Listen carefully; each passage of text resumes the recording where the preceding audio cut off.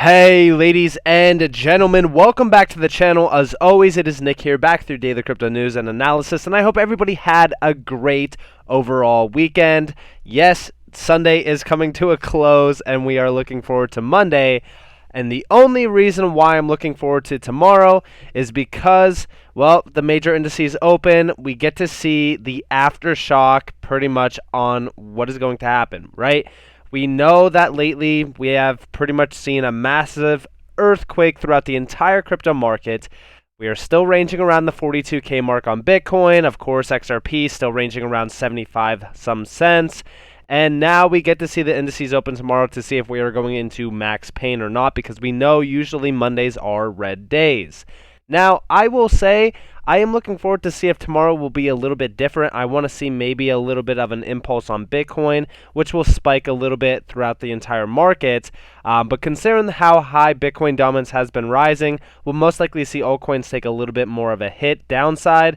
Then we will see the rejection on Bitcoin somewhere around the 50K mark, I assume, because that's pretty much what I've been talking to you guys about for a little bit and warning you guys about. That's what I foresee happening at least. And then with that nice impulse off of the 50K mark, we'll come back down, sweep those lows, which will push alts even further down. That's why I've always said prepare for, max pain on XRP and a lot of your altcoin holdings. And pretty much where that point is if we go back to the all-time chart and we come down to pretty much the summer low, 62 cents, somewhere around this point down at 60s. That's pretty much what I'm targeting on XRP. Now, of course, is this guaranteed to happen? Absolutely not. This market will do what this market wants to do. That's pretty much what I just see from a technical analysis standpoint. Of course, you guys are more than welcome to have your own opinion on that. Now, I do want to talk to you guys about some updates within this entire market and with crypto adoption. We actually see PayPal is exploring creating its own stablecoin as crypto business grows. Now, I know a lot of people think that this is going to be directly connected to, hey, they're going to push their own stablecoin on the XRP ledger, on this. It doesn't matter, all right? I don't care if this is directly connected to XRP or not. I just care that they are going to be utilizing some sort of ledger technology. It could be HBAR. It could be anything, all right?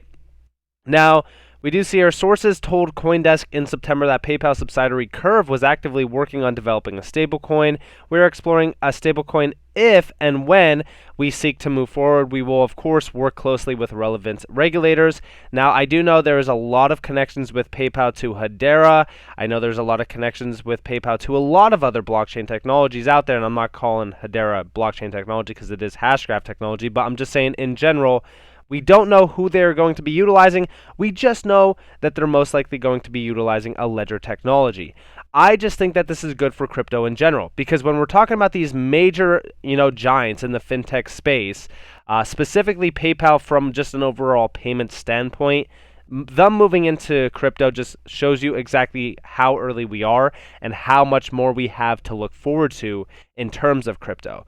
That's why, whenever everybody's trying to make the basis on connecting the dots to PayPal, connecting the dots on who they're going to use, I really don't care who they're going to use, just as long as they use some sort of crypto technology. Now, we also see here customer demand for XRP is being seen around the world. Unfortunately, the United States is lagging behind. This is coming from Bank XRP, or never mind the Ripple lawsuit. Digivault becomes the first accredited custodian to support XRP. And of course, we do see here, never mind the Ripple lawsuit. Again, in terms of this, we see Digivault achieved a 30x increase in assets under its custody in 2021, reflecting the strong demand for an accredited crypto custodian service. Digivault now supports 50 plus digital assets, including Bitcoin, Ethereum, DOT, and XRP. So listen, as digital assets in general continue to grow and grow in demand, we know the demand for XRP is continuing to grow as well, because guess what? People around the world are seeing the growth of Ripple. They are seeing that they are not just positioned in the US. Okay? I think that that's the biggest concern with a lot of individuals. They, think that, yeah, Ripple's not going to succeed or XRP is not going to succeed because the US is going after them. Look back on this chart, right? So shout out to XRP Crypto Wolf here. Sorry, I showed you guys this cross-border payment flow chart a lot. We know that Ripple's positioned themselves not in just the U.S. but around the world. We know that they had U.S.-based clients on the list already, but in terms of how much money will just flow through some of these small use cases around the world outside of the U.S., we don't even see the U.S. being mentioned here, is absolutely massive for XRP. So if I was an investor in the UK, maybe I was just, outside of the US in general, of course I would be looking forward to getting into XRP because you could still see the success rate behind this company. You could see what they are building, you could see where they're positioning themselves, and you could also see where digital assets in general are going to, right? We're leading into the massive revolution of digital assets, digitization in general, even tokenization from Swift's standpoint as well. The space is going to grow astronomically. In fact, when we're looking back on crypto at a $3 trillion market cap instead of a $2 trillion market cap almost currently, right, at the all-time highs, $3 trillion, we just seen Apple hit $3 trillion in market cap alone. So just think about how much growth there is left for crypto in general. Okay, and of course we do see here, it's been a long time coming for the Bank of Tanzania, or Tanzania, I hope that I'm saying that correctly, I apologize if I'm butchering it, to implement TIPS domestically. TIPS is built on top of Mohaloop to enable interoperability between payment networks. Mohaloop takes advantage of Ripple's Interledger protocol for mobile payments. And yes, this is true. All right, we see new Bank of Tanzania payment system set for February rollout. The best part about this is, first off, this is an instant payment system, okay? And the interoperable system allows transfer of payments between different participating digital financial service providers, both banks and non-banks, in real time. Now, all the time whenever I see an article like this that says we're doing instant payments, I always think back to crypto because there is no other technology out there currently that is supporting instant payments. And of course, in terms of connecting the dots with Mohaloop, yes, Mohaloop, here we have it from November 20th, 2020. The blueprint for financial inclusion, Mohaloop's vision for solving the unbanked problem. We are excited about recent progress. The Bank of Tanzania is in the process of implementing Mohaloop to serve Tanzanian citizens. And of course, in terms of all of this, connecting it back to Ripple, we're going to do that here shortly. But we look back on this and we do see here that often prevent payment models from meeting the digital financial needs of the world's 1.7 billion unbanked people, which we know, Ripple is also trying to solve that issue as well. We also see here, while over 100 countries have adopted mobile money services, they are not all financially inclusive. So they are talking about really focusing on that 1.7 individuals who are unbanked. And we do see McKinsey estimates that adding interoperability to real-time payment systems could add as much as $3.7 trillion to emerging countries' GDP by 2025. So I think that this is great, and let's connect the dots to Ripple, of course. Going back to 2020, September 16th, Mohaloop creating a more financially inclusive future, and this is coming from Ripple.com. We do see here, Ripple's founding vision is to enable the world to move value like information does today, a concept we refer to as the Internet of Value. Of course, the Internet of Value is huge, but without interoperability, guess what? The Internet of Value means absolutely nothing. So, of course, we're looking at interoperability layers and stuff like that. That's why I talk about a lot of interoperability assets on this channel as well. But we do see creating economic fairness and opportunity for the unbanked and vulnerable populations is Ripple's highest social impact priority. And, of course, they are talking about that 1.7 billion unbanked population. And we do see, in addition, extreme poverty is reducing globally with a significant decline in the share of the world's population living on less than $1.90 a day, down from nearly 35% in 1987 to 10% today. These are powerful tailwinds. And of course, they were talking about enabling greater access to all sorts of financial mobile applications. And I think that crypto definitely will allow a lot to this. And we do see here, this is where the Mohaloop Foundation comes in. Mohaloop is a powerful open source software platform that promises to improve the interoperability of payment systems, making it easier and more affordable to send and receive money, especially in emerging markets. Since its inception in 2017, Ripple has been involved with the foundation providing technical advice and engineering support. So yes, Mohaloop is a huge sort of piece of the puzzle for Ripple. I also believe that this is going to provide a ton of value for XRP as well. And I also think that this is going to be something fairly big that unfolds into other emerging markets around the world. I think that this is a small piece of the puzzle that will ultimately blossom into a massive piece of the puzzle. And of course, we do see here why I'm super bullish on XRP right now. It was confirmed that when they mention instant settlement, that has to include XRP and RippleNet. I wasn't sure if that could be achieved with traditional Nostro Vostro, but apparently not. It has to include XRP settlement, and we do see that this is from a Ripple employee themselves, Matt Hamilton.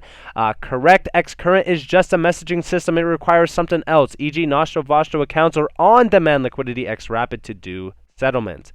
And of course, we do see the question from Anders himself. Shout out to Anders. It happens in real time, right? When using correspondent banks, that is. And we do see the answer here. Not necessarily. I guess it is up to the banks, given the very nature of correspondent banks. I doubt it would be a real time in any sense of the word I'd recognize.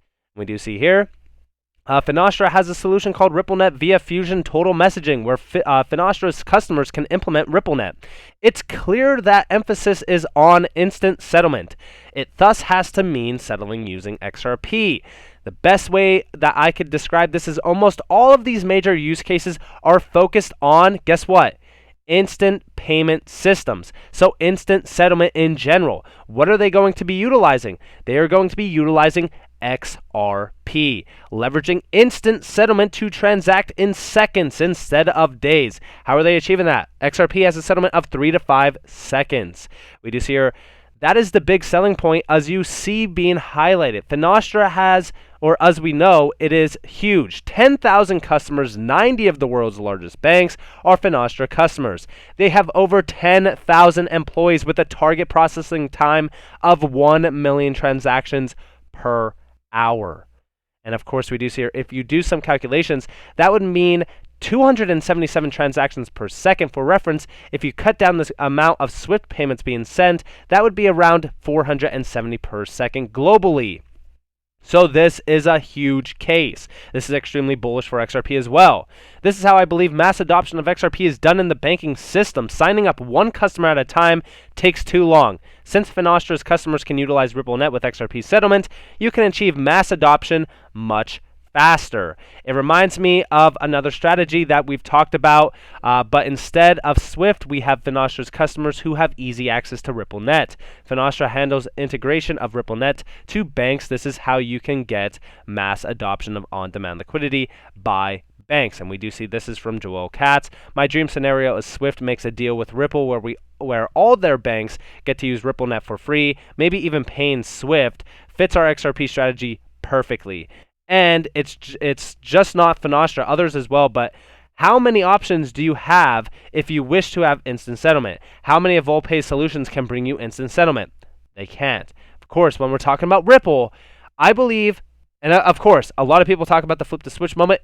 Flip the switch moment, in my opinion, is almost mass adoption of banks pretty much signing on immediately. We do see that 48 of the top 50 banks are already signed on to Finastra, which makes perfect sense considering the fact that, back in 2019, 38 out of the top 100 banks were already utilizing Ripple technology in either a trial basis, using it in general, or, just kind of testing the waters a little bit.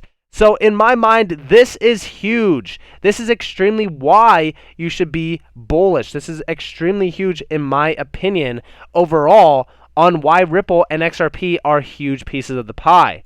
I believe that Ripple is a massive company. I believe that XRP in general is going to be huge.